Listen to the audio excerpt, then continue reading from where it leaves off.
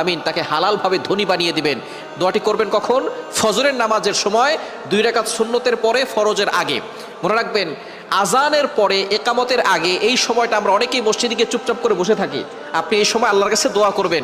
এই সময় দোয়া করলে আল্লাহ তাআলা সেই দোয়াটা কবুল করে নেন। আর দোয়াউ লা ইউরাদ্দু বাইনাল আযানি ওয়াল ইকামা, তিরমিজি শরীফের হাদিস, আবু দাউদ শরীফের হাদিস। আজান ও একামতের মাঝখানে দোয়া করলে সেই দোয়াটা কবুল ফিরিয়ে দেওয়া হয় না, সেই দোয়া কবুল করা হয়।